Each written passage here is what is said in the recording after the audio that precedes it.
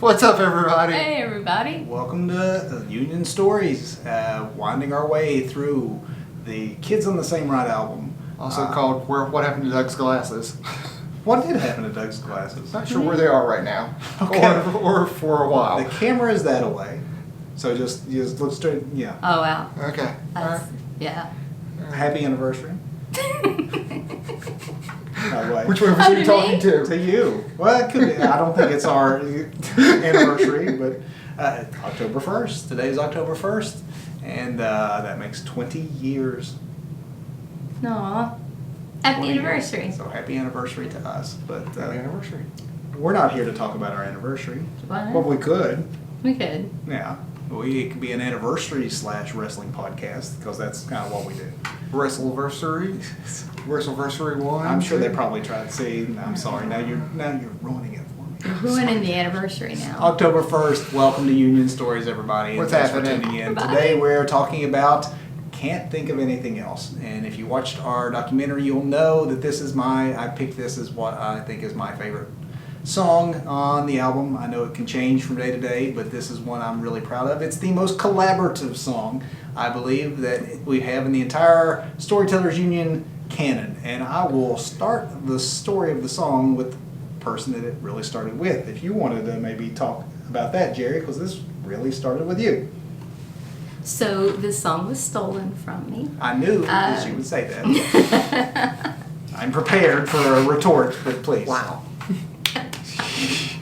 Tell the story of how it was stolen. Well, so this song is actually the basic music of the song is a song that I had written probably, I guess, through earlier in that year or the previous year, and was working on, and lyrics too, and all, yeah. But Really? There were lyrics to that? oh yeah, yeah, I did not know that. yeah. You Yeah. totally stole this. Yeah, this is a song. had no I can idea. play it for you sometime. Yeah, it's a song. It does It's a go a song. little different, but when Please we... don't try and show me how it goes. Yeah, I'm not going to. Well, she was, because that's how it started, because we had just been playing and practicing in our basement, and we had come up to our living room, which was not normally where we would gather to go over our music, and she was playing. I was sitting and She just, was we're strumming. talking, and I'm sitting there strumming, and you go, And you- what is what's that? Yep. Mhm. And I said, it's a song that I wrote, and then Doug started playing along, Doug said... trying to find a part. And Kevin goes, wait, I've got lyrics for this. And Yoink.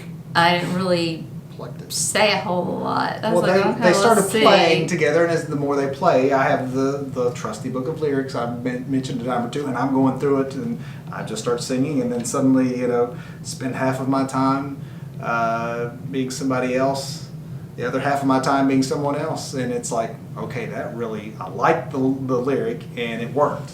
I'm like, hey guys, I got something. And It I does don't work. remember Yeah, if you it said does. that. I don't remember if at the time you said, "But wait, there's already lyrics to this," or what. Well, it was kind of one of those things where, I mean, it was a song I'd been working on, so by myself, and it wasn't anything I played for you guys or anything like that. So I think sometimes it's okay. Well, let's see what this is, and if it's something. Plus, it was just neat because we were sitting there and collaborating together, and It's not normally the way we write. No. That was what made it unusual. We're normally all of our Very stuff far is done. away from each other. It's Separate. separate states usually, just as Yeah. far away as possible. And this really. one was one that was actually written all together in the same room. Yeah. right. So that was fun, and The verses worked. I didn't He have said a so chorus. dismissive. Yeah, so It that was does- fun. No, that was fun. No, I don't mean that.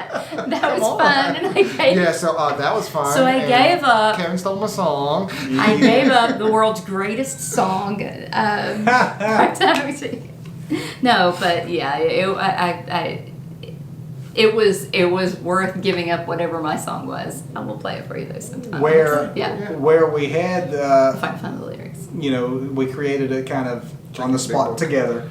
I don't keep the I later went ahead and reworked a chorus because I did not have a chorus that went with it.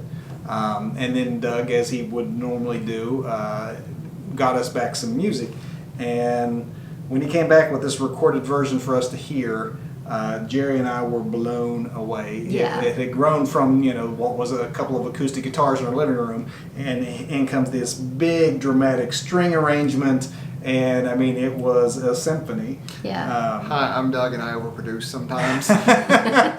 Yes. Honestly, it inspired us to, now we got to match musically. Yeah, that was the problem. You done something that made us like, now we got to up our game on the vocal side. And this is where I will say that Jerry gets her revenge, because if she said that I stole her song, she decided that she would steal my vocal part.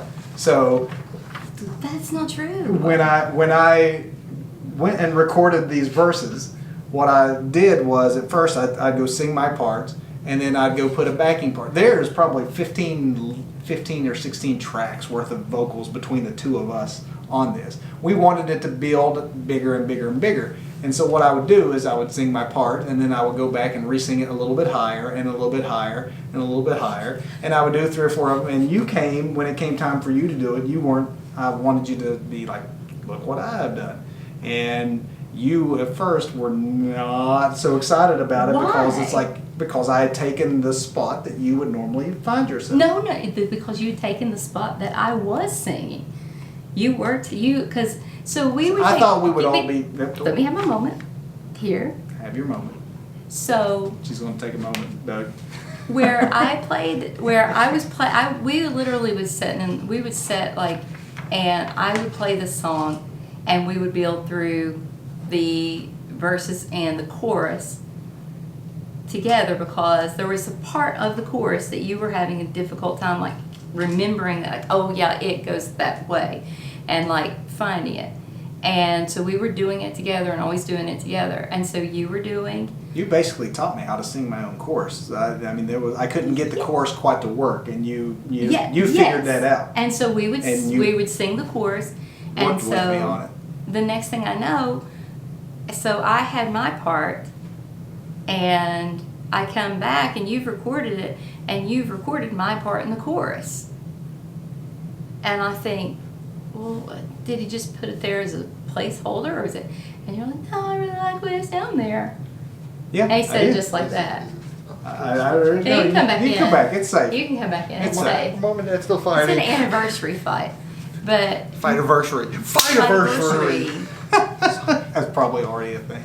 probably. But I mean, it in my mind, I thought that we were going to dual sing. Well, sounds like you guys are dueling right now. All those backing parts. Yes, it does.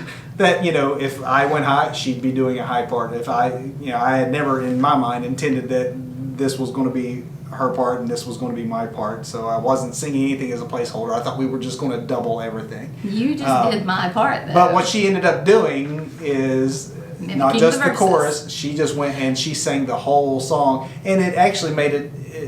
It not only made it better, it turned it into practically a duet. Again, it's the most cleverest song we ever did. It's where we sing the whole thing together. It was never my intention, though, to do that. That's why if you so actually that's where I'm listen- saying she stole. if She you- decided she was doing that as a way to get back. Jerry steals, Kevin steals. No. If you listen, and even if you listen I to just like overproduce. my backing vocal or my vocal on the verses of this song, it's really weak. It's much weaker. It's much more vulnerable, quieter, because I was not Because really somebody intending it stole to it be from that way. Yeah, because somebody stole my chorus. So I was just, what I was doing was laying down the verse and backing and stuff like that there, thinking, well, we'll just use what parts of it we like.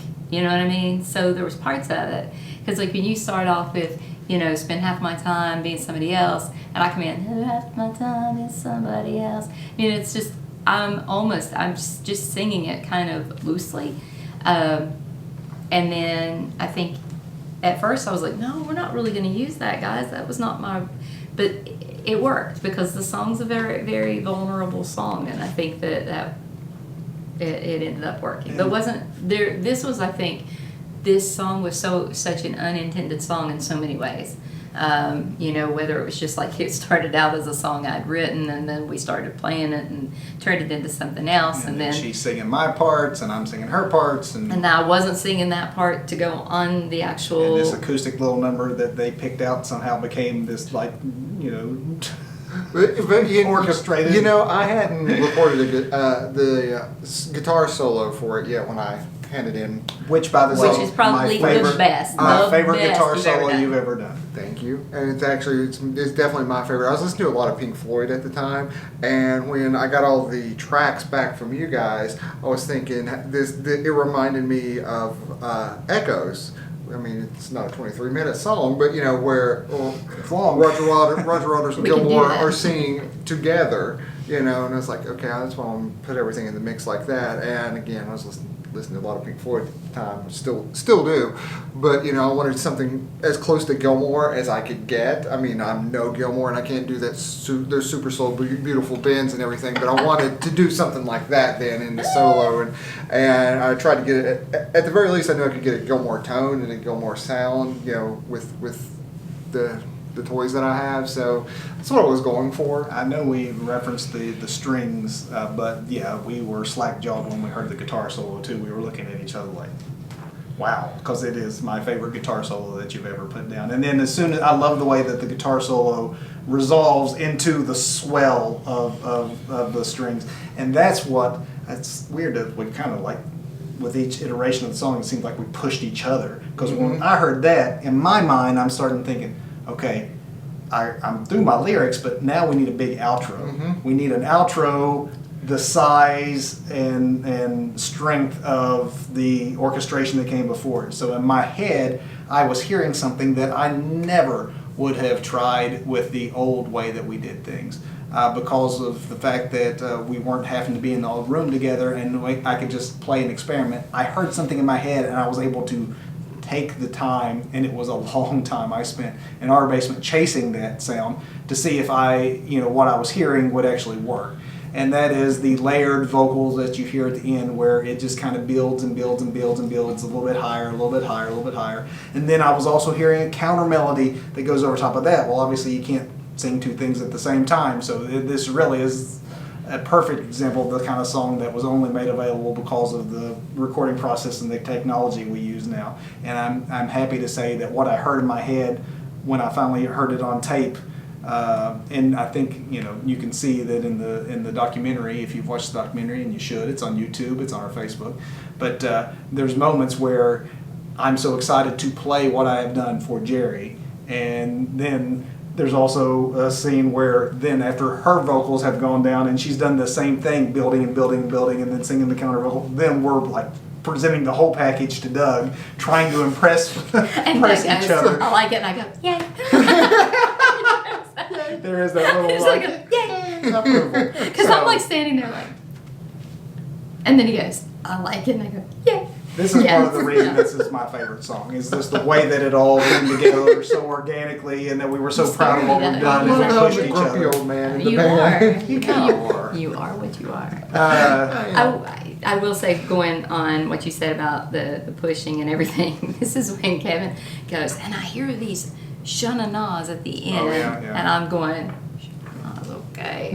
Now, then he starts doing it, and I go, yeah, okay, so now I get what he's going. He's like, and so I'm going to start out with sha-na-na-na-na, na hey hey, and then I'm gonna go up and I'll do another, and you're gonna come up, you're gonna go higher than me, and then you're gonna come in with another one that's higher than that, and then one more that's higher than that, and I'm going, I wanted a choir to go with our symphony. so I'm like, okay, you got a lot of confidence that okay, can we do that?